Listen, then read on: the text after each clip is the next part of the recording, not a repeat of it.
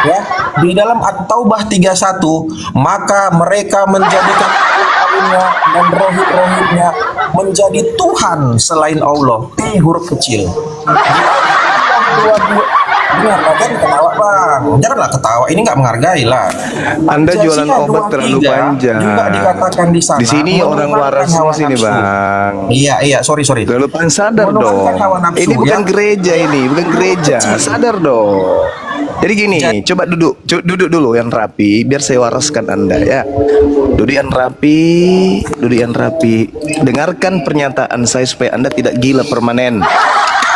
Ketika Anda berbicara melalui HP, apakah Anda HP? Malu. Bang Saya Cuma, tolong bedakan Tuhan dengan manusia, Bangku. justru Mohon karena maaf, itu, hormat. saudara, Ya, Anda jangan menyamakan disamakan Tuhan. Bangku. Diam dulu kawan, diam ya. Anda sendiri tadi, ketika saya berbicara dari pasar, Anda menganggap saya pasar. Ketika saya berbicara melalui HP, Anda menganggap saya HP. Otak Anda harus diperbaiki dulu ya. Anda ingin Tuhan kita sama, Tuhan kami satu, Tuhan Anda tiga. Tidak bisa Anda mengatakan Tuhan Anda satu. Tidak bisa. Ketika Tuhan Anda mati, apakah Tuhan habis bagi Anda? Enggak, masih ada di surga. Berarti ada Tuhan lain kan? Nah, di mana datanya Tuhan Anda itu tiga? Ada dalilnya, Cak Ayu. Jadi jangan kau jualan obat di sini. Untung saya tidak muntah tadi. Di dalam kitab saudara 1 Yohanes 5 nomor 7, sebab ada tiga. Sudah disebut tiga di situ kawan. Sebab ada tiga. Sebab ada tiga. Tuhanmu tiga. Jangan kau menipu di sini. Tuhanmu itu tiga. Yang memberi kesaksian di surga itu ada tiga. Bapa, Anak, Roh Kudus. Tiga. يا هدي يا بشير يا طبيب نبي الله خير الخلق جميعا له أعلى المناصب والمراتب صلاة الله سبحان الله. Bismillahirrahmanirrahim. Assalamualaikum warahmatullahi wabarakatuh. Kaum muslimin yang dirahmati Allah, semoga Allah senantiasa curahkan segala rahmat, segala nikmat yang berkepanjangan dan tiada berujung dari dunia hingga akhirat. Dan insyaallah, namun kumpulkan kita para kaum muslimin di bawah naungan Rasulullah beserta para nabi, beserta para orang-orang yang Allah kasihi, Allah sayangi, Allah cinta, insyaallah di bawah naungan Rasulullah kelak di mana tiada naungan selain daripada naungannya, insyaallah. Amin amin Allahumma amin. Kaum muslimin, pada kesempatan pagi hari ini saya akan mengasih sebuah video di mana video ini mengisahkan tentang bagaimana Hafiz Zuma ya. Didatangi gurunya nih ya, di guru karatenya nih. Luar biasa. Tapi itulah dengan kerendahan hati Hafiz Zuma ya, mengakui bahwasanya dia adalah guru bela dirinya, maka diakuinya ya, mengaku dirinya bahasanya Hafiz Zuma ini tidaklah lebih pandai ya dari gurunya tentang perihal masalah bela diri, tapi ya perihal masalah keimanan dengan tegas Hafiz Zuma dengan kerennya mengatakan saya lebih lebih pandai, lebih paham. Wah, ini luar biasa, keren. Kalau saya bangga ya, jujur saja saya bangga dengan kalimat-kalimat itu. Karena memang kalau urusan dunia, ya, memang kalau mereka hebat kita akui hebat, orang-orang kafir itu hebat kita akui mereka itu hebat. Tapi kalau urusan konsep keselamatan melalui keagamaan, melalui konsep penyembahan ataupun ketuhanan, kita mesti tegas karena memang mereka itu orang-orang bodoh. Maka kita harus pede bahwasanya kita lebih pintar dari mereka. Keren ya. Baik, kamu sini demikian videonya. Itu dia. Ini kalau saya kejar Anda tidak akan pernah bisa menunjukkan data. Kalau Tuhan sudah merencanakan membunuh Yesus. Saudaraku Juma, sekali lagi dong. Oh iya, Sensei, silakan. Oh, silakan. Silakan, Sensei.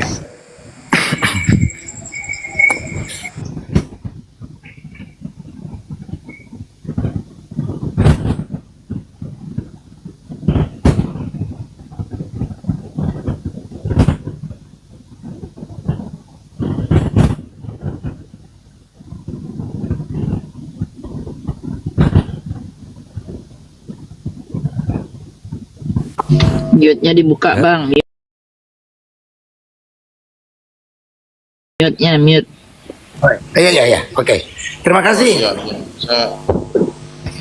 Terima kasih saya sudah diberikan waktu dengan saudara saya Juma. Sebelumnya saya sebelum sampai ke tadi masalah iman dan akal, itu saya mau kasih informasi dulu ke saudaraku Juma. Kemarin saya ketemu sama 25 perguruan. Biasanya cuma 24. Black Panther nggak ada. Tapi kemarin ketua umum kita Pak Hadi Cahyanto bilang, "Woi, sekarang kita udah genap, udah penuh." Nah, Beliau Pak Farhan. beliau muncul. Oh, Nah, iya, so. Black Panther. Saya bilang, "Nggak ada ini. Nanti ada ceritanya, nanti saya kirim foto-fotonya, ya." Oke, iya, kita lanjut masuk ke tadi yang saudara Juma sampaikan masalah Matius 22 ayat 27 ya. 37 kayaknya. Oh, 37 ya. Siap. Jadi gini, kenapa orang Kristen dibilang iman dulu? Kan itu Yesus sendiri yang ngomong. Akal itu nanti setelah nomor 3 ya kalau kita lihat ya. Yesus bilang kan, kasihilah Tuhan Allahmu dengan segenap hati, segenap jiwa, baru segenap akal budi. Nah, akal budi ini nanti setelah iman. Iman kan muncul, percaya kan muncul dari hati, bukan dari pikiran. Ya. Nah, baru berlogika lah kita. Baru logika. Sebab logika itu terbatas. Kalau kita mau bermain logika untuk percaya kepada Tuhan tidak cukup, ya. Jadi kita harus memakai roh atau iman. Nah, itu kan Yesus bilang, kasihilah, itu hukum yang pertama dan utama. Pertama itu kita imani. Sebab Abraham tidak dijuluki bapak orang berakal, tapi Abraham dijuluki bapak orang beriman. Jadi dia percaya dulu bahwa ada Tuhan. Nah, gitu. Bukan dia akali dulu, sebab akal itu terbatas. Maka itu hukum pertama dan utama itu Yesus tekankan, kasihlah Tuhan Allahmu dengan segenap hati dulu. Kan kita kalau bicara hati itu kan tidak bisa diselami dengan akal, ya. Karena itu sudah di luar akal, ya. Karena akal kita terbatas. Maka itu hukum pertama dan utama Yesus tekankan adalah kasihlah Tuhan Allahmu dengan segenap hati, segenap jiwa, dan akal budimu. Bukan langsung kasihlah Tuhan Allahmu dengan segenap akal budi, nggak ada. Nah, itu iman tuh berbicara di dalam hati, ya. Kepercayaan tuh dari hati dulu, bukan dari akal lah gitu. Baru setelah kita percaya, baru kita berakal. Sebab akal itu sangat terbatas. Sebab ada kita memahami Tuhan dengan memakai fisik tidak cukup. Kita harus memakai metafisik. Metafisik itu di luar akal, ya. Seperti maaf ya, Yesus naik ke surga itu nggak masuk akal, ya. Jadi Loh, mana beliau?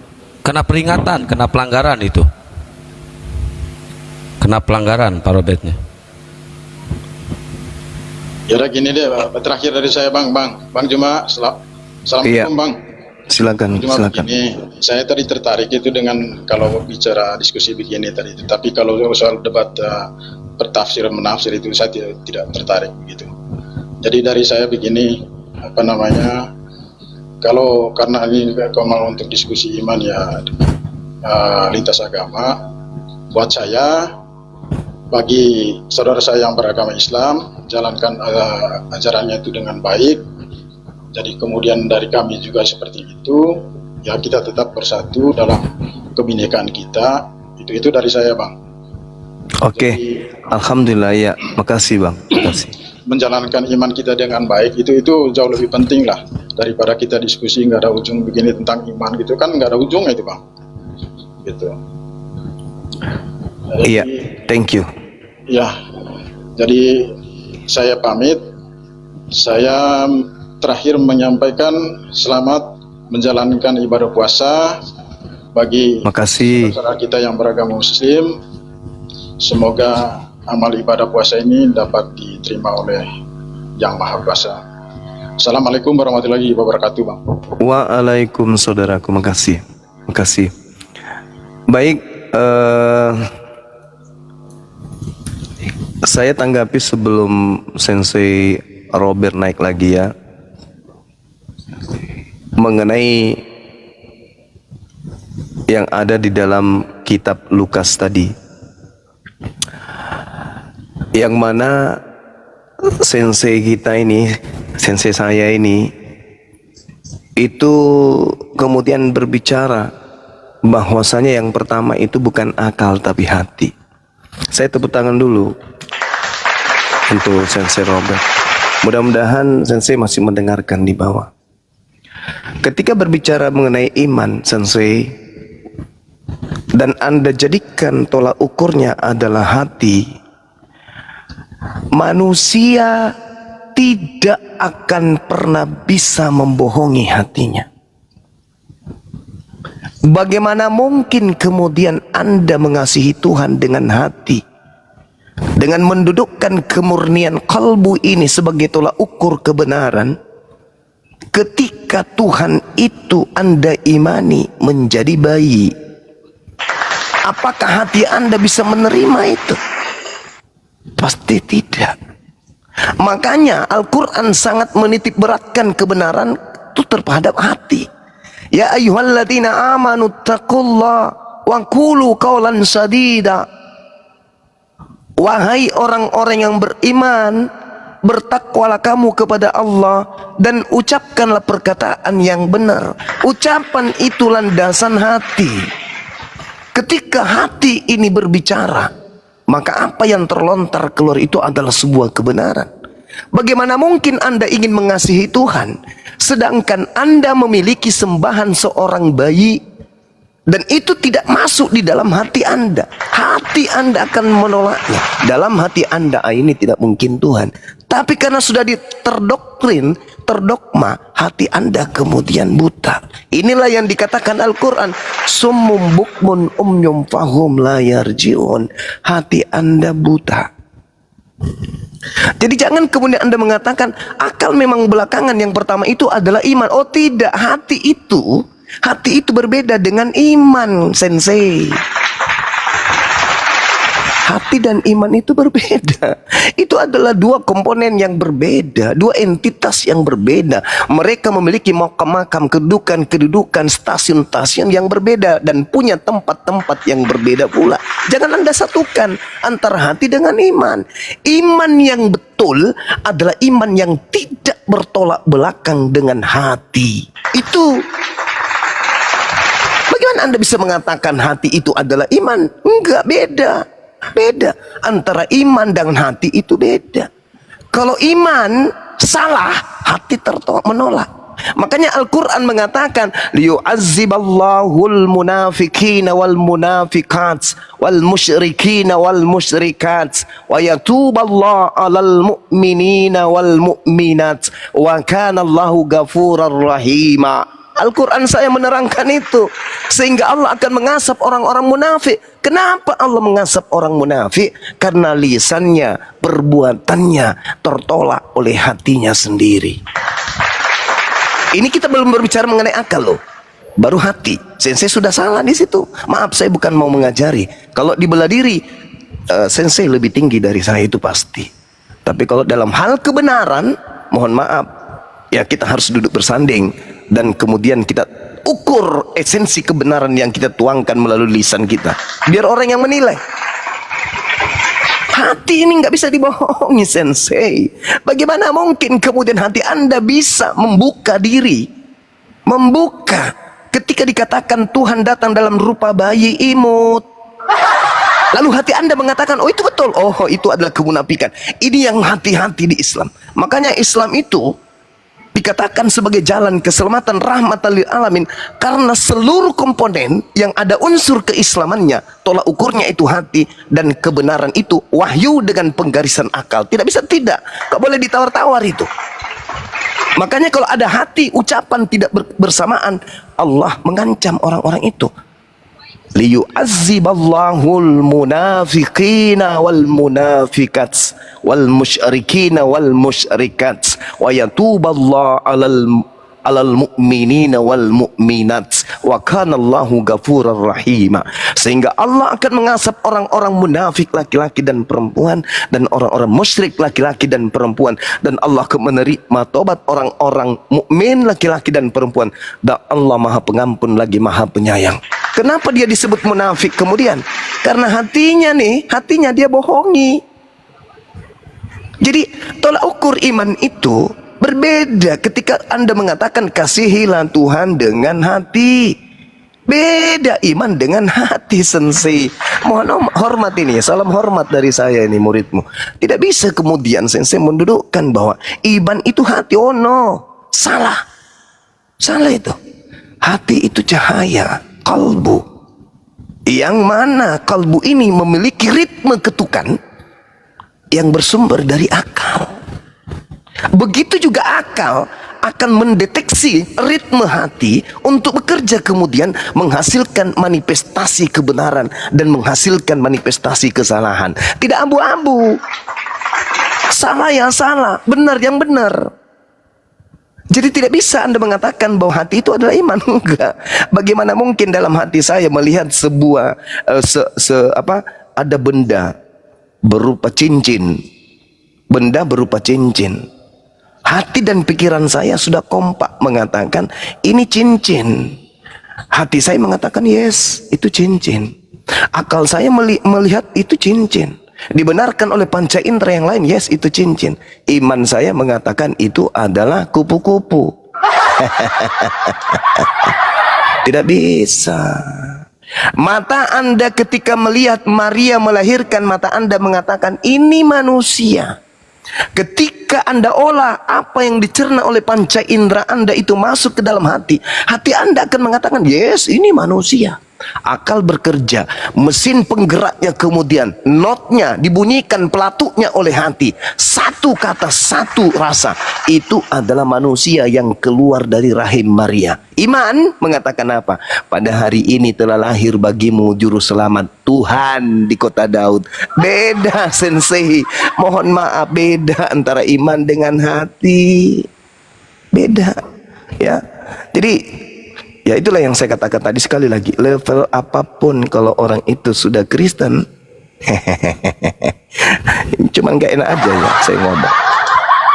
Jadi Yesus sekali lagi ketika mengatakan bahwa kebenaran itu, mengasihi Tuhan itu harus dengan hati, Kristen tidak lolos. Saya yakinkan Kristen tidak lolos. Dan segenap jiwa saya yakinkan Kristen tidak jauh, apalagi akal. Makanya saya katakan Kristen itu jauh dari ajaran Yesus. Tapi Kristen itu dekat kepada pengajaran roh yang datang kepada Paulus yang mengaku Kristus. Itu. Jadi sekali lagi sensei kalau masih mendengarkan di bawah, janganlah kita menipu orang dengan mengatakan hati itu adalah iman. No. Iman itu adalah buah dari kebenaran hati yang direkam oleh akal. Begitu juga sebaliknya, apa yang kemudian ditelaah oleh akal dibenarkan oleh hati, baru dilahirkan oleh iman yang betul. Anda tidak. Yang keluar dari rahim Maria, manusia, itu akal. Itu iman. Itu hati, itu akal. Itu manusia. Tapi iman Anda mengatakan, hari ini telah lahir bagimu Tuhan. Apa yang lahir? Tuhan. Itu iman. Tapi kalau hati, itu manusia. Nah, ketika kemudian Anda dengan iman Anda mengatakan yang lahir itu adalah Tuhan di kota Daud, hati Anda pasti memar. Hati Anda pasti menghitam. Hati Anda pasti membiru. Maka tertolak belakang antara hati Anda dengan iman Anda. Makanya Al-Quran saya mengatakan, ulaika hum syarrul bariyah. Kalian adalah seburuk-buruknya makhluk, dikasih hati, dikasih akal, tetapi tidak difungsikan dengan baik. Mohon maaf, itu fakta real. Ketika saudara sensei saya mengatakan yang pertama pernyataan Matius 22 nomor 37 di situ adalah segenap hatimu, lantas sensei mengatakan itu adalah iman. No, iman berbeda dengan hati. Iman itu buah dari kerja hati. Ketika iman tidak sesuai dengan hati kita, maka muncul kemunafikan, kebohongan. Makanya Al-Quran mengatakan sebenarnya mereka itu tahu, mereka paham, mereka ngerti, tapi mereka mencoba untuk menipu Allah, menipu orang-orang beriman. Padahal sebenarnya mereka menipu diri sendiri. Masuk nggak di dalam hati sensei? Ketika dikatakan Tuhan menjadi anak bayi, masuk gak dalam hatinya? Menerima nggak kalbu Anda tuh? Enggak. Hati Anda nggak masuk. Ketika Anda sudah jatuh kepada penyembahan kepada manusia bernama Yesus, hati Anda tertidur. Hati Anda kemudian hati Anda tertidur. Itulah yang katakan Al-Quran, summum bukmun umyum fahum la yarji'un. Hatinya buta, tak melihat hati Anda itu. Nah, jadi hati dengan iman, sensei mohon maaf, itu berbeda. Tetapi terkait, berbeda tapi terkait. Iman yang betul masuk hati, masuk dalam hati, sesuai dengan apa yang dalam hati. Tapi iman yang tidak sesuai dengan dalam hati, itu adalah iman yang semu. Makanya dikatakan di dalam kitab saudara sendiri, iman tanpa perbuatan adalah buta. Betul, tetapi iman tanpa akal adalah gila. Saya kira begitu, saudara-saudara. Silakan. Ya, silakan dibantah Bang. Siapa ini? Halo, Laba. selamat malam, salam. Ya, selamat pagi. Oh ya, selamat pagi. Oke, boleh bicara? Silakan. Oke, selamat malam semuanya. Halo Bang Handi Selebes. Halo Bang Juma, teman-teman yang lainnya. Oke, baik. Kita bahas tentang apa nih Bang? Boleh saya duluan atau Bang Juma duluan? Silakan. Tapi aja tadi itu antara iman dan akal. Oke, baik. Baik ya, saya duluan ya Bang ya. Jadi gini Bang, kalau kami sebagai umat Kristen, Tuhan kami itu bukan hanya dengan perkataan akulah Tuhan sembahlah aku. Tetapi selain daripada perkataan dan pengajaran Yesus di dalam Injil, kami melihat di dalam Injil itu banyak perbuatan yang nyata yang dilakukan oleh Yesus Tuhan kami. Bukan hanya dengan pengajaran, tetapi dengan perbuatan nyata, seperti mukjizat-mukjizat yang dimana ciri-ciri Tuhan yang ada pada Tuhan Yesus kami itu ada dan nyata. Contoh, misalkan, membangkitkan manusia yang sudah 3 hari meninggal yang rohnya sudah tak ada lagi di badannya. Dia adalah pencipta roh nafas kehidupan. Itu ciri-ciri Tuhan? Tentu. Yang kedua, Yesus kami berkuasa untuk menghapus dosa. Ada ayatnya di Injil? Ada. Apakah itu ciri-ciri Tuhan? Tentu. Yang ketiga, Yesus kami tidak takluk kepada hukum fisika, berjalan di atas air. Apakah itu ciri-ciri Tuhan tak tunduk terhadap hukum fisika? Tentu, itu ciri-ciri Tuhan. Yang keempat, ada ayat di dalam Injil, melihat Yesus terangkat ke surga. Ya, terserah, ada yang mengatakan Yesus terangkat ke langit. Apakah ada itu ciri-ciri manusia atau ciri-ciri yang maha kuasa bisa terbang ke atas langit? Tentu. Jadi kami menyembah Tuhan yang kami sembah itu bukan hanya dengan Tuhan-Tuhan teori semata seperti, mohon maaf teman-teman Islam. Tuhan teman-teman Islam selalu mengatakan karena apa Islam menyembah Tuhannya? Karena ada ayat akulah Tuhan sembahlah aku. Kalau kami selain dari Injil Yohanes yang dikatakan di sana, sebab kata kamu mengatakan aku adalah guru dan Tuhan, sebab itu benar, sebab memang akulah guru dan Tuhan, ya. Jadi bukan hanya perkataan, banyak yang lain ayat-ayat Injil yang setara dengan Allah itu sendiri. Yesus setara dengan Allah dan ayat-ayat lain banyak seperti itu, kira-kira seperti itu. Nah, jadi itu intinya Bang Juma. Mungkin itu aja singkat supaya nanti Bang Juma tanggapi. Nanti dari pernyataan Bang Juma nanti saya tanggapi juga. Sekian, silakan Bang. Oke, baik. Tolong narasi saya ini dipahami dengan akal sehat. Kristen dengan konsepnya memiliki 2 kitab yang mereka sebut Perjanjian Lama, yang adalah kitabnya Yahudi dengan ruang lingkup pengajaran hanya untuk orang Yahudi. Kemudian yang kedua, Perjanjian Baru, buku yang menceritakan tentang Yesus, pengajaran Yesus kepada Bani Israel muridnya.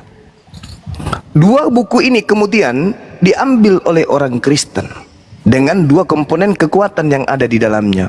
Yang pertama, Tuhannya Bani Israel. Yang kedua, nabinya Bani Israel yang ditolak oleh Bani Israel. Dipungut dua-duanya, lalu terbentuklah agama Kristen. Catat itu dulu. Kemudian Ketika Yesus datang di tengah-tengah Bani Israel, ini di luar Kristen nih, karena Yesus memang ruang lingkup pengajarannya sebagai dosen itu kepada mahasiswa yang ada di Yerusalem, Bani Israel namanya. Kristen itu adalah kelompok di luar dari aule, dari wilayah pengajaran kelas atau universitas Yesus. Nah sekarang Yesus sebagai seorang guru memiliki kisi-kisi dong, memiliki referensi dong, memiliki kurikulum pengajaran dalam proses belajar mengajar. Maka segala ruang lingkup kisi pengajaran Yesus, referensinya, kalaupun Yesus mengadakan misalnya daftar pustaka dengan mengkaji kitab-kitab terdahulu, maka semua cakupan pengajaran Yesus ini itu telah disampaikan Yesus kepada muridnya, bukan Kristen. Apa manifestasi dari pernyataan saya? Harus disertakan dengan dalil.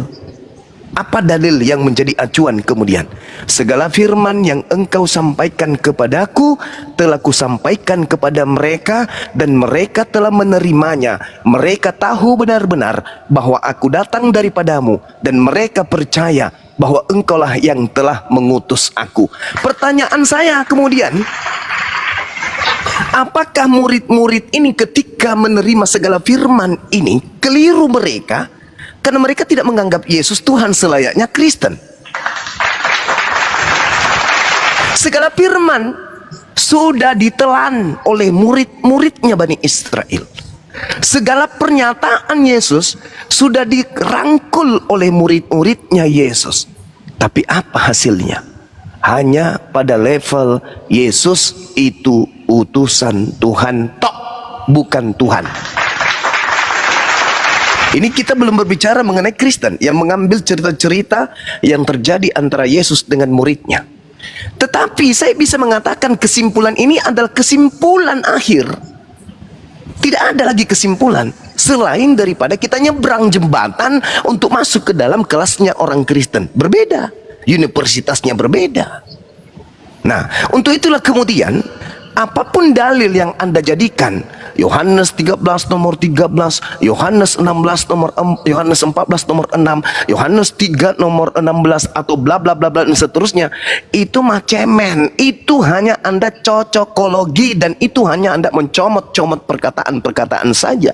Sedangkan Yesus dengan lisannya mengatakan, segalanya telah aku sampaikan. Aku mengatakan dan apa yang aku perbuat semuanya sudah kuberikan kepada murid-muridku, dan mereka hanya percaya pada level tertinggi, aku adalah utusan Tuhan.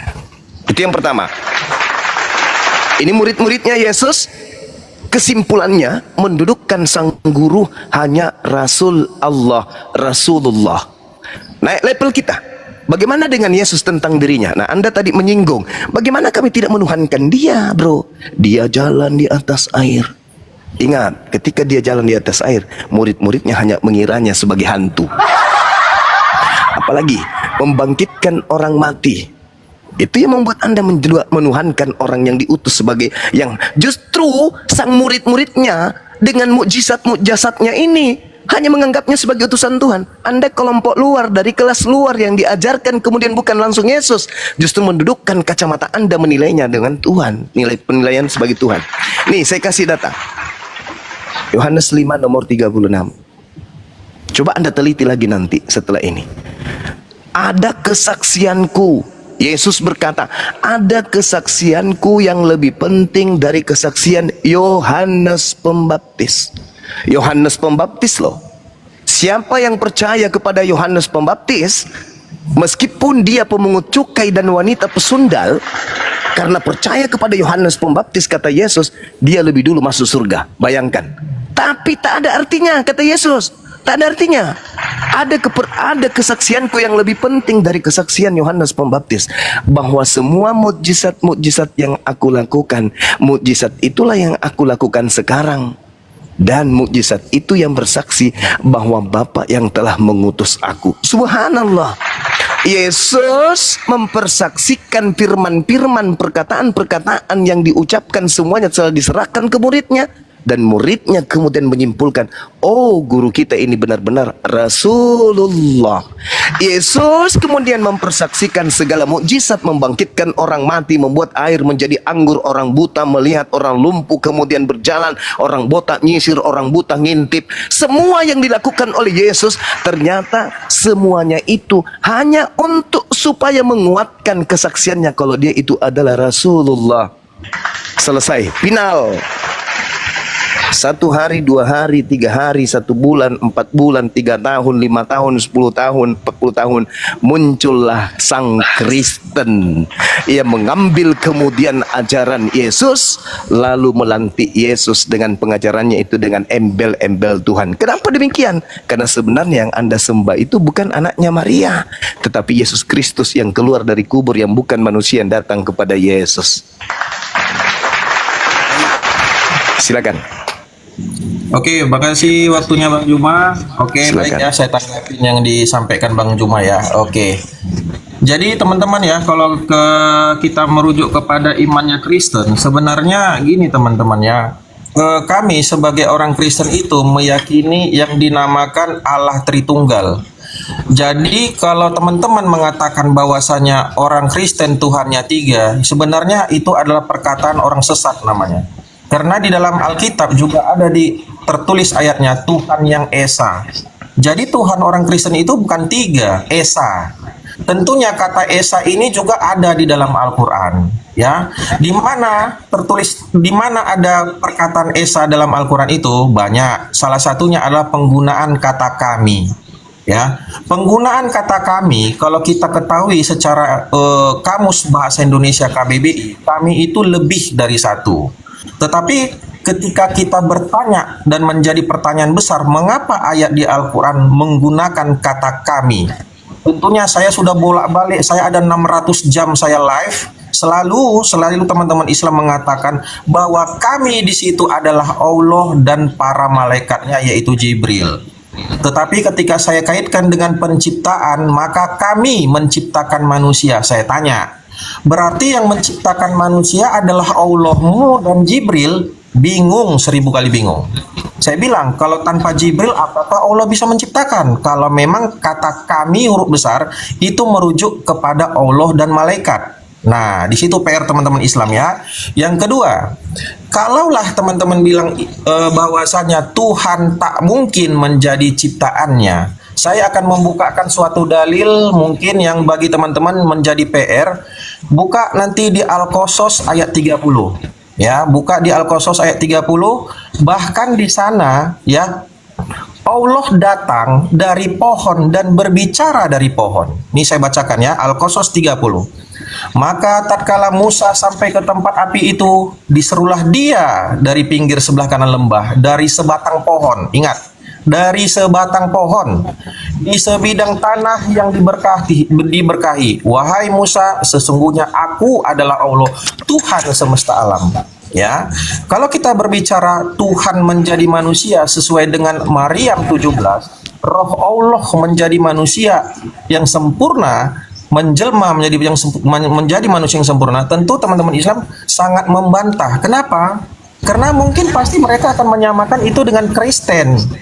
Sangat tak mungkin diterima akal teman-teman Islam. Tetapi ketika saya buka di Al-Qasas ayat 30, ternyata sebatang Allah pernah datang dari sebatang pohon dan berkata-kata dari pohon, gitu loh.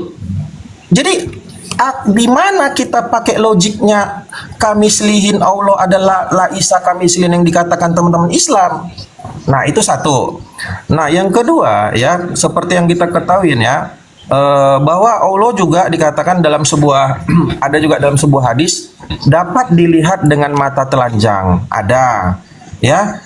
Nah, seperti yang lain, kata-kata kiasan lain. Kalau teman-teman Islam sih selama ini saya live, saya diskusi selalu dikatakan kiasan. Seperti contoh menampakkan betis, ya.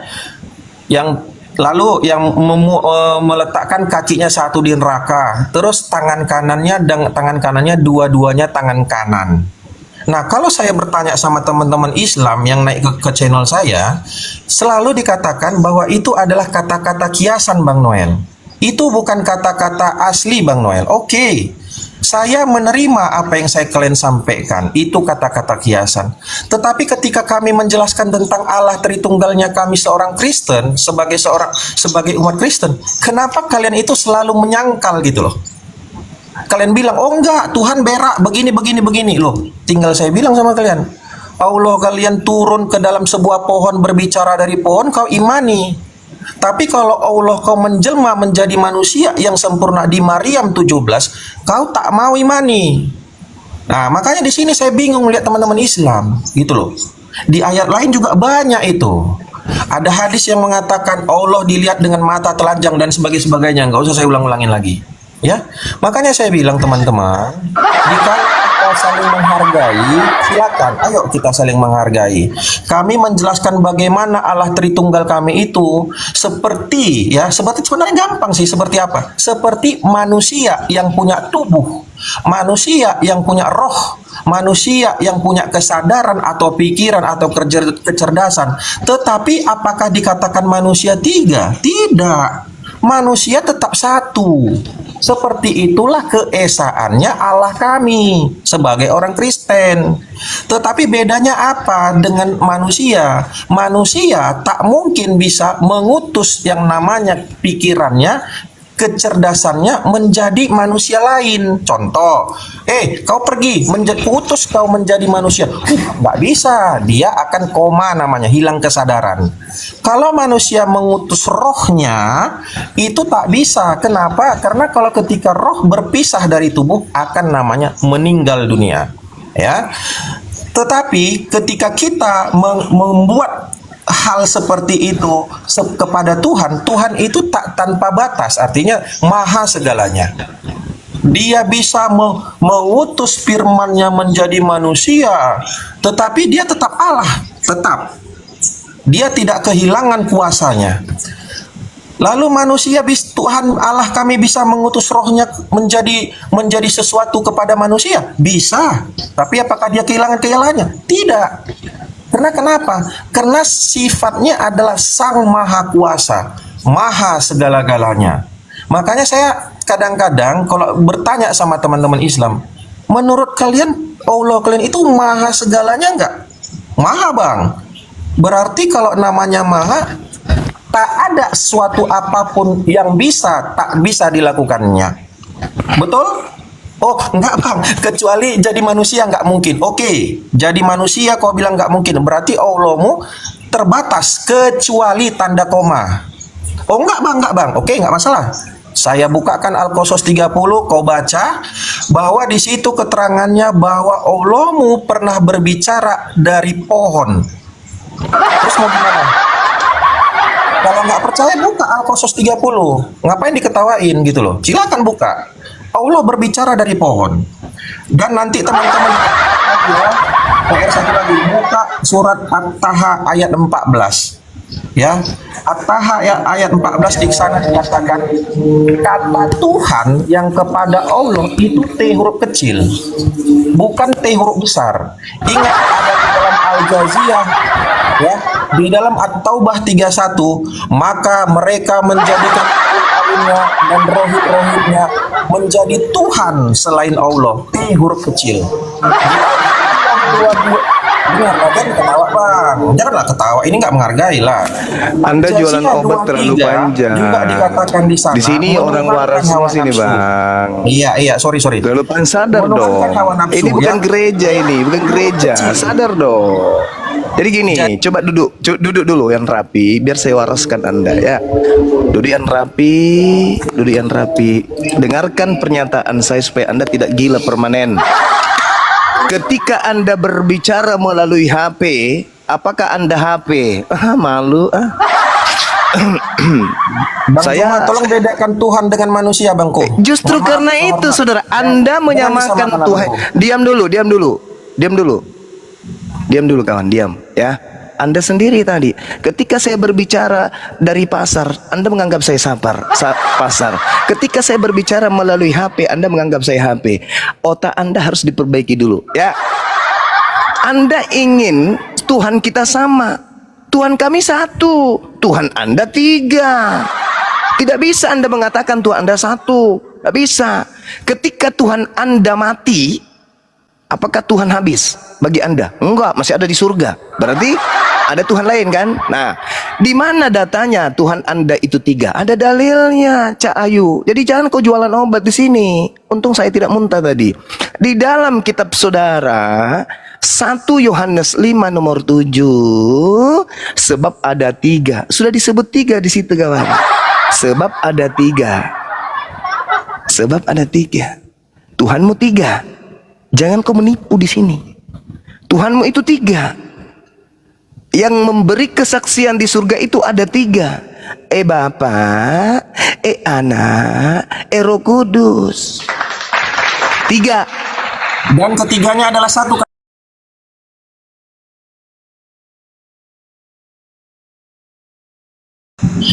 Satu seperti 1 Timotius 2 ayat 5. Allah Oke, itu Esa. Oke, sekarang saya tanya kepada saudara, mana jasadnya anak Maria?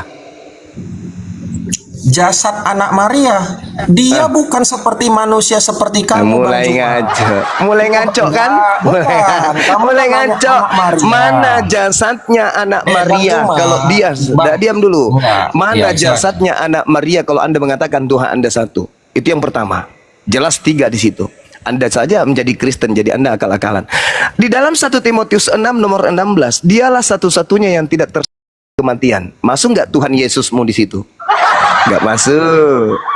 Bersemayam dalam terang yang tak terhampiri. Masuk nggak Tuhan Yesusmu di situ? Nggak masuk lagi. Seorang pun tidak pernah melihat dia. Masuk nggak Tuhan Yesus itu? Nggak masuk juga. Dan memang tidak ada manusia yang dapat melihat dia. Masuk nggak Yesus di situ? Nggak masuk juga. Baginya lah hormat dan kuasa yang kekal. Masuk nggak Yesus di situ? Nggak juga. Lalu sabar dulu, penjual obat, sabar dulu, penjual obat. Sabar. Ya, ketika Anda mencoba untuk mentafsirkan Al-Quran tanpa ilmu, sedangkan Bibelmu sendiri Anda tafsirkan membabi buta. Saya ingin tanya kepada saudara, apakah Tuhannya Yahudi itu kemudian bisa mati? Udah? Ya. Silakan. Sedangkan ketika Anda berbicara mengenai Tuhannya umat Islam, wa ma arsalna min qablika mir rasulin illa nuhi ilaihi annahu la ilaha illa ana. Tuhan mengatakan dengan kata kami. Kami itu bahasa Indonesia. Al-Quran diwahyukan dalam bahasa Arab. Kata nahnu itu tunggal bagi orang Arab, tergantung konteks. Jadi Anda tidak bisa kemudian mentafsirkan Al-Quran dengan terjemahan, karena ilmu tafsir bukan ilmu terjemah. Berbeda kawan. Sedangkan ketika pencipta langit dan bumi, Allah meminta untuk disembah, dia tidak pernah mengatakan dirinya sembahlah kami. Carikan saya dalilnya. Enggak ada. Kenapa dia mengatakan kami? Ketika Anda mengatakan kami menciptakan, betul, Allah pada saat menciptakan, Allah melibatkan makhluknya yang lain. Ketika Allah menciptakan, kemudian Anda melibatkan orang tua Anda. Itu bentuk keagungan. Tetapi sumber satu-satunya adalah Allah. Ketika kemudian Allah mengatakan, aku menciptakan alam semesta, Allah melibatkan makhluknya. Itu betul. Tetapi sumber satu-satunya adalah Allah.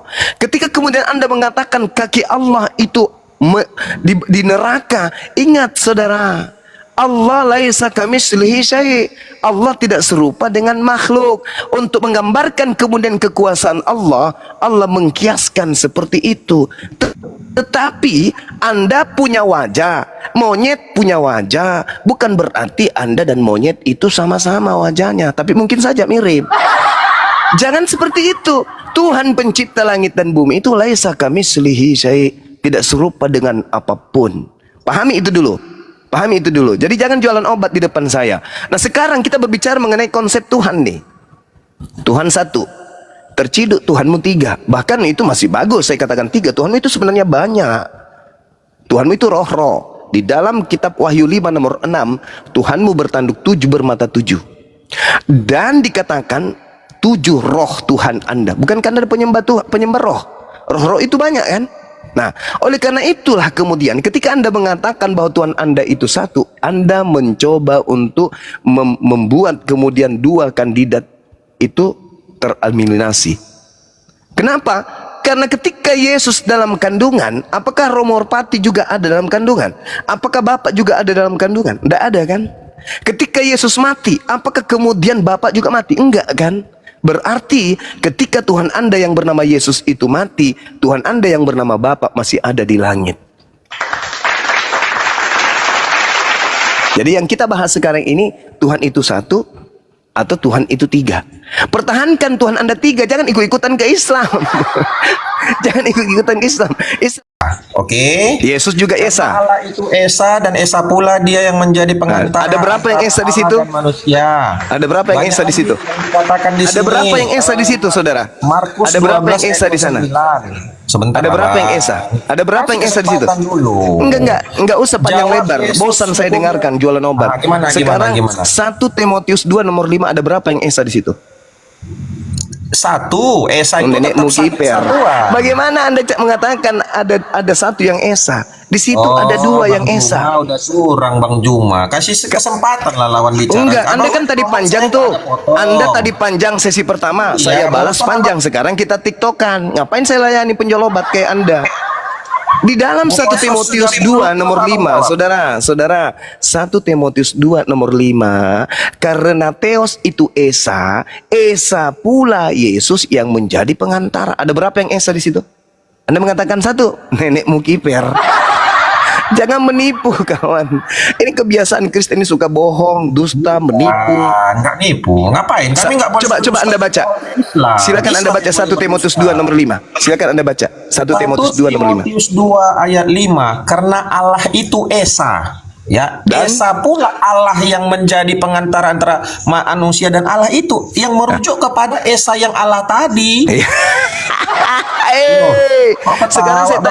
Sekarang saya tanya, Bapak itu manusia atau bukan? Bukan, Bapak sang Di situ sumber. dikatakan yaitu manusia Kristus Yesus, betul?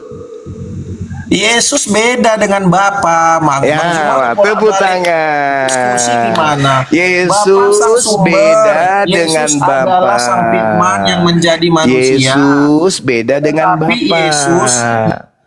Yesus beda dengan Bapa. Jadi jangan ikut-ikutan Islam. Tuhan Anda satu, Tuhan Anda itu banyak, rame. Tuhan Anda itu. Tuhan Islam batu mau satukan. Buktikan buku sejarah Islam sekarang banyak. 1 Timotius 2 nomor 5. Jangan emosi. Jangan katakan Tuhan Anda satu, tapi terbukti Anda sendiri mengatakan Yesus dan Bapa beda. Anda terjebak. Tidak bisa kawan, tidak bisa kalian lolos. Kalian bukan penganut ajaran samawi. Kalian itu agama dari barat. Oke? Kalian agama dari barat. Tuhanmu tidak satu, Tuhanmu tiga, minimal. Minimal loh. Minimal. Jadi 1 Timotius 2 nomor 5 bacanya begini. Karena Theos itu Esa, dan Esa pula dia yang menjadi pengantara antara Theos dan manusia, yaitu manusia Kristus Yesus. Di sini ada dua yang Esa. Manusia Kristus Yesus Esa, Theos yang bukan manusia juga Esa. Bagaimana ini? Yang mana yang sebenarnya sembahan yang betul? Yesus yang Esa atau Theos yang Esa? Karena Esa itu cuma satu, tapi ternyata mereka masing-masing Esa. Paulus mencoba mendudukkan Kristus Yesus yang datang kepadanya di Damsik itu menjadi penyaing daripada Theos yang disembah oleh orang-orang Roma. Astagfirullahaladzim, ya Allah. Jadi karena Anda keceplosan, Anda sudah mengakui Yesus dan Bapa itu beda. Dengan kata lain, Anda sudah mengakui Tuhan Anda tidak satu, melainkan lebih dari satu. Maaf kawan, saya tidak suka pembual. Apalagi seorang Kristen bawa-bawa di dalam Al-Qasas 30 Allah berfirman katanya dia jadi pohon. Nenek lu kiper. Al-Quran mengatakan wa kadzalika uhaina ilaika ruhan min amrina ma kunta tadri mal kitab. Itu dikatakan Al-Quran yang datang kepada baginda Rasul Muhammad sallallahu alaihi wasallam sebagai jalan untuk manusia memahami bahwa apa? Wa ma kana li basarin ayyukallimahullah illa wahya au min wara hijab au yursila rasulan wa yuhyiya bi iznihi ma yasha. Innahu aliyun hakim. Jelas itu. Tidak patut bagi Allah berbicara langsung kepada manusia, melainkan dengan 3 cara, dengan 3 perantara, wahyu, bahkan tabir, atau mengutus malaikat. Itu cara Allah berfirman. Nah, yang terjadi kepada Nabi Musa itu, Allah berbicara melalui tabir. Tabirnya apa? Di balik pohon. Saya berbicara di balik jendela, bukan berarti saya adalah jendela. Kamu berbicara melalui HP, bukan berarti kamu adalah HP. Makanya tadi di awal kita membahas, tidak mungkin seorang Kristen tetap dalam posisinya menganut agama Kristen dan mengatakan agamanya itu sesuai dengan akal. Nggak mungkin. Pasti tidak masuk akal. Dan pasti tidak menggunakan akal. Nah, tadi giliran Al-Quran Anda tajam, giliran ditanya tentang Tuhanmu yang adalah 3, Anda nggak bisa berkutik apa-apa. Malah Anda mengatakan Yesus dan Bapa berbeda. Tetapi Yesus dan Bapa berbeda, dua-duanya esa. Gimana dong? Ada Tuhan, dua-duanya Kira-kira esa. gini penjelasannya, Bang. Mungkin abang udah Silakan. punya istri. Ada. Nah, misal gini, Bang. Abang pergi keluar rumah. Yes. Abang ini kan Bang Juma. Iya. Misal abang di luar rumah lah, nelpon Iya. abang ke orang rumah. Iya. Mak, nanti pulang sekolah anak-anak kasih makan ya. Iya. Terus istrinya jawab iya. Terus anak-anak pulang sekolah itu dikasih makan sama istri. Yang diikuti istri di situ siapa? Suami. Iya kan, bukan HP kan yang diikuti kan? Ya betul. Ya itulah. Kira-kira begitulah firman Tuhan itu. Kira-kira begitulah Yesus. Firman Tuhan bisa jadi Yesus, firman kita bisa jadi chat yang keluar Yesus dari. berarti HP ini bukan suami tadi kan? HP itu bukan suami. Ah, bagus. Bagus, dengarkan. Tapi Yesus dengar dulu, itu Bang. HP, Yesus itu HP. Tuhan itu sang suami tadi. Memang betul. Coba Anda baca Justru Yohanes. itu, Bang.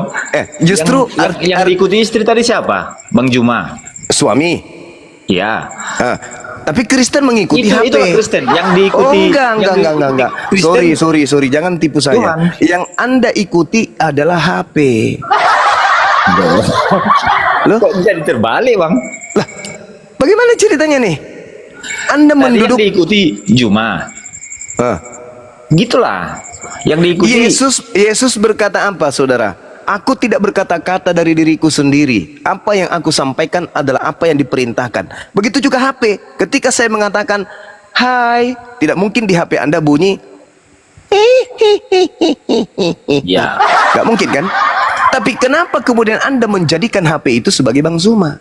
Padahal HP itu hanya menyuarakan apa yang Bang Zuma ucapkan. Aku tidak berkata-kata dari diriku, kata HP. Tapi Anda menganggap ketika Yesus berkata bla bla bla bla bla, Anda menganggap dia Tuhan. Yang kamu ikuti itu Tuhan. Loh, kenapa kemudian Yesus yang Anda sembah kalau gitu? Yesus itu siapa itu? Ya, dia HP. Firman Tuhan bisa jadi Yesus, firman manusia bisa jadi HP. Jadi Anda ingin mengatakan kemudian ketika saya berbicara, maka mulut saya ini jadi HP sepanjang itu sampai ke Anda? Enggak dong. Yesus itu berasal dari daging yang awalnya adalah perkataan. Ketika kemudian Tuhan memerintahkan Gabriel datang kepada seorang perawan, itulah firman. Gabriel, ya paman, kamu ke perempuan perawan itu sampaikan, aku hendak membuat dia hamil dan melahirkan seorang hamba suci bernama Yesus. Itu firman diantar oleh Gabriel. Bukan Yesus yang diantar turun dari langit, bukan. Yesus itu 100% manusia yang berasal dari saripati yang dimakan oleh ibunya. Rohnya murni berasal dari Tuhan, tidak melalui persetubuhan laki dan perempuan. Itu salahnya Anda karena menganggap Yesus itu Tuhan, di mana dia hanyalah HP. HP pula. Udahlah, buka mula, Bang. Ya begitu kawan. Kan Yesus mengaku kan, aku tidak berkata-kata dari diriku sendiri. Di dalam Yohanes 14 nomor 24 apa kata Yesus? Firman yang kau dengar dari mulutku itu bukan dari aku, tetapi dari Dia yang telah mengutus aku. Andai saja HP yang ada di tangan Anda itu bisa berbicara, maka HP itu akan berkata, "Hei saudaraku laba, suara yang kau dengarkan dari aku itu bukan dari aku, tapi dari Bang Suma yang ganteng yang ada di sana, yang memerintahkan aku menyuarakan suaranya kepadamu." Bedanya kemudian Anda justru merangkul HP itu dan menciumnya. "Oh Bang Suma, aku kangen samamu Bang." Padahal itu HP, bukan aku itu. Nah, Anda menganggap kemudian Yesus itu HP. Yesus itu adalah Tuhan, padahal Yesus itu hanyalah utusan Tuhan. Makanya tadi di awal saya katakan, murid-muridnya percaya Yesus hanyalah utusan. Yesus punya kesaksian, dia hanyalah utusan. Islam ada di situ. Wa isqala Isa bin Maryam, "Ya bani Israel, inni rasulullahi ilaikum." Wahai bani Israel, aku Isa berkata kepadamu, sesungguhnya aku ini hanyalah utusan Tuhan yang diutus untuk kalian Bani Israel. Itu kawan. Makanya jangan heran kalau kami beriman kepada Yesus yang datang sebagai anak Maria yang perawan, sebagai nabi ke tengah-tengah Bani Israel. Tapi kami tidak percaya kepada Yesus yang keluar dari kubur yang Anda tuhankan itu. Kami nggak percaya itu. Kalau kami Kristen memang nggak heran bang, yang menggoyahkan Kristen nanti macam orang abang ini kan, itu udah dinubuatkan dalam Alkitab itu, dalam Injil udah dinubuatkan itu di Petrus. Sederhana itu saudaraku. Sekarang begini, percaya tidak saudara dengan perkataan Yesus bahwa akan datang penyesat setelah dia bergelar Yesus Kristus? Percaya nggak? Percaya. Berarti ketika Yesus mengatakan kepada Bani Israel, bukan kepada Kristen, kepada Bani Israel, "Wahai Bani Israel, waspadalah agar kalian jangan disesatkan, sebab akan datang banyak orang dengan memakai nama Yesus dan berkata, akulah Kristus. Dia akan menyesatkan banyak orang." Percaya Anda? Memakai kan? Iya, Abang ini memakai Kristus.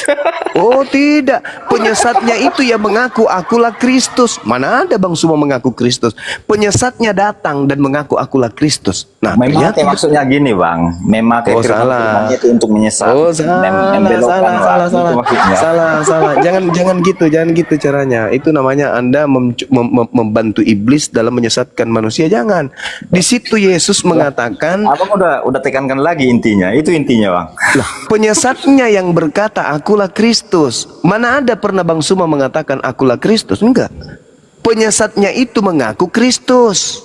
Ada enggak Bang Suma pernah mengatakan kepada kalian, aku ini Kristus loh? Enggak. Abang enggak ngaku Kristus, cuman yang berarti perkataan Kristus. Berarti bukan saya dong. Jangan Anda sepelekan dalil dalam kitab saudara sendiri, bahaya itu. Anda Kristen tapi Anda mengotak-atik kemudian Bible. Jangan. Di dalam kitab saudara dikatakan, waspadalah supaya jangan ada orang yang menyesatkan kamu. Sebab banyak orang yang akan datang dengan memakai namaku dan berkata, akulah Kristus. Saya tidak pernah berkata akulah Kristus. Ada penyesat datang mengaku akulah Kristus. Dan itulah yang datang kepada Paulus. Siapakah engkau Tuhan? Akulah Yesus Kristus yang kau aniaya. Yesus Kristus yang datang kepada Paulus ini menyesatkan banyak orang. Makanya pengikutnya disebut Kristen. Apa Kristen itu? Pengikut Kristus. Nah, kalau banyak orang yang disesatkan oleh Kristus palsu ini bukan Kristen, lalu yang menggenapi banyak orang yang disesatkan yang ngaku Kristus itu siapa? Islam tidak ngaku pengikut Kristus. Buddha, Hindu juga tidak. Satu-satunya komunitas yang banyak yang mengaku pengikut Kristus, ya Kristen kawan.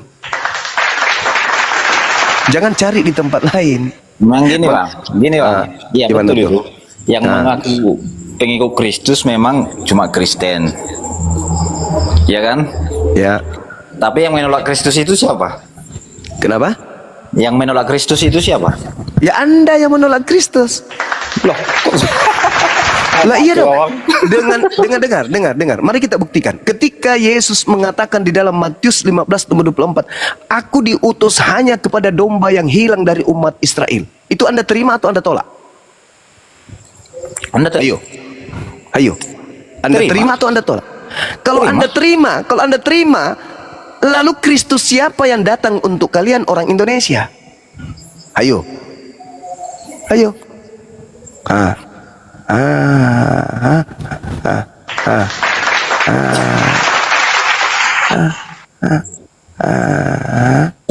Itu dulu tadi Bang, yang saya tanya itu.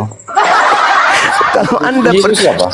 Kalau Anda menerima dan tidak menolak Yesus, Anda akan menjadi Muslim. Karena Yesus berkata, aku diutus hanya kepada domba yang hilang dari umat Israel. Kami sebagai Muslim, kami terima itu. Oh, Anda untuk Bani Israel. Oke, silakan. Kami terima. Anda terima enggak? Buktinya Abang sering ngolok-ngolok Yesus. Coba, kasih bukti kalau saya pernah mengolok Yesus. Kasih bukti. Ayo, kasih bukti. Ada sering dengar ceramah Abang di Koma, Ya, Bang. coba buktikan. Satu aja saya mengolok Yesus. Mungkin teman-teman di bawah banyak itu yang sering dengar. Silakan yang dibawa tulis di mana saya mengolok Yesus. Silakan. Saya akan pertanggungjawabkan. Silakan. Yang dibawa. Ini ada 3.000 orang memandang. Silakan. Tulis biar saya tanggapi. Saya mengolok Yesus seperti apa?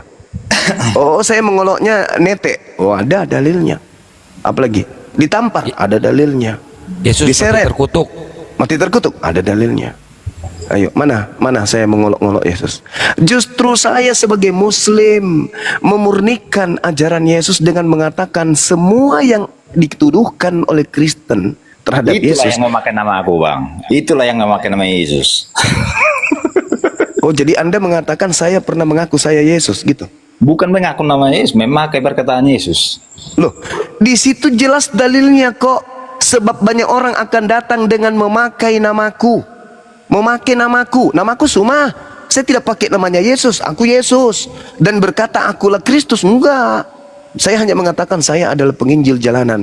Saya tidak pernah mengaku Kristus. Sedangkan penyesat yang datang kepada Paulus mengaku Kristus. Dan intinya di mana?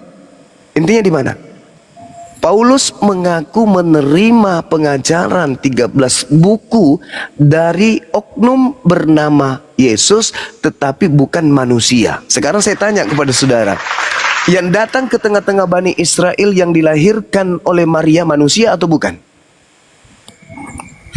Manusia. Coba Anda baca Galatia 1 nomor 11 nomor 12, apa kata Paulus? Aku menerima Injil bukan dari manusia, tetapi dari Yesus Kristus. Beda kan?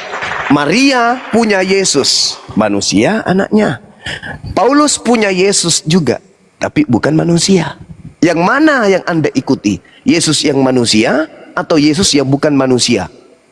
Kalau dari logika saya, Bang, manusia, cuman iman saya dia itu hakikatnya Tuhan. Berarti Anda sama seperti orang munafik. Bagaimana mungkin Anda mengatakan ini adalah seekor sapi, tetapi iman Anda mengatakan itu adalah seekor ayam? Munafik namanya. Makanya di dalam 2 Yohanes 1 nomor 7, siapakah pembohong itu? Siapakah penyesat itu? Bukankah dia yang pergi ke seluruh dunia yang tidak mengakui Yesus itu datang sebagai manusia? Itulah penyesatnya, itulah antikristusnya. Sekarang kalau saya tanya, apakah Yesus itu manusia? Anda mengatakan manusia. Saya ikuti Anda ke gereja, saya intip dari luar, ternyata Anda menyembah Yesus. Berarti lain di mulut, lain di perbuatan. Apa itu namanya? Pembohong. Dalam bahasa Yunani disebut planos.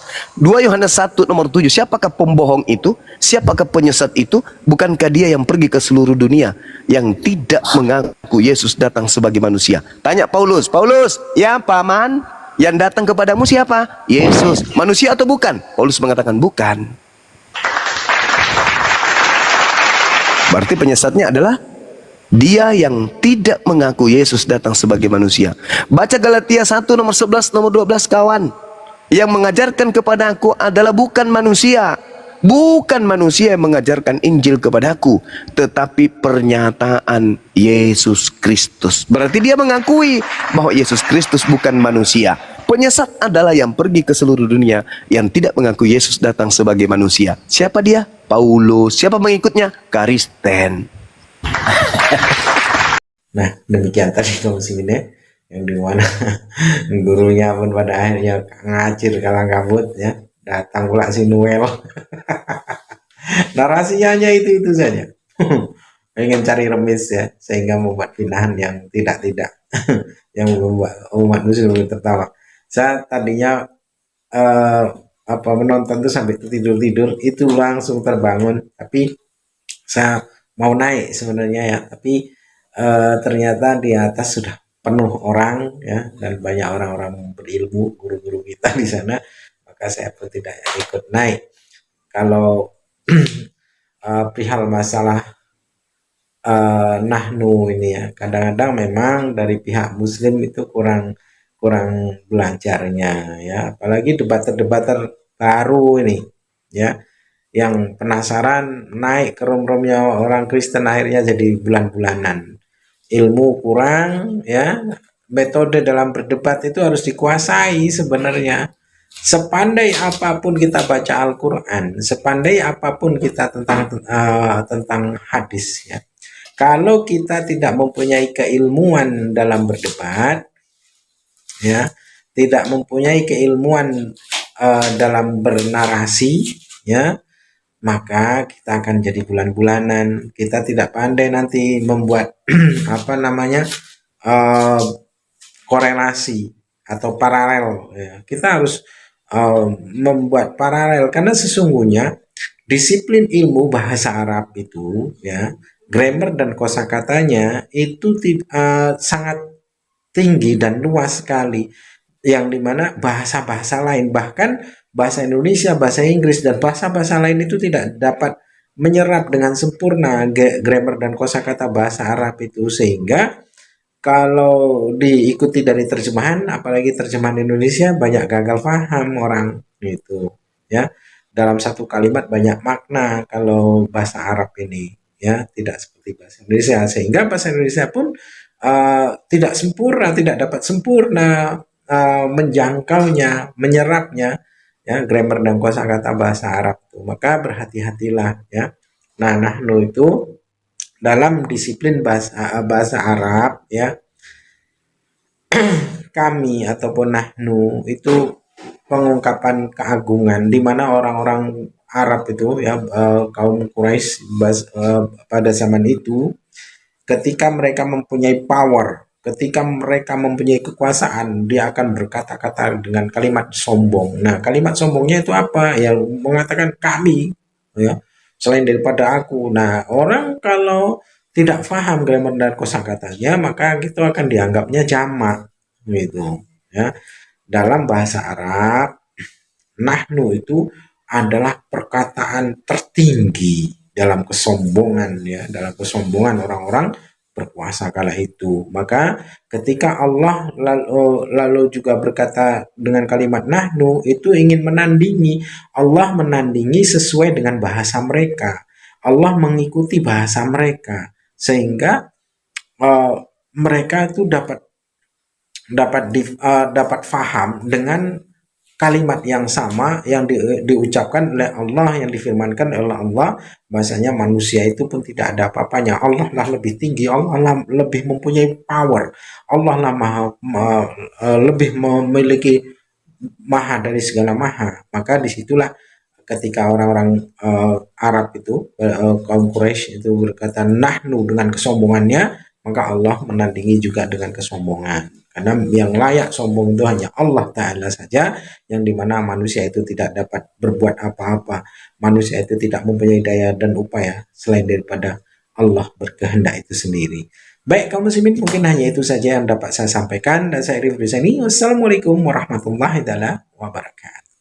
يا هدي يا بشير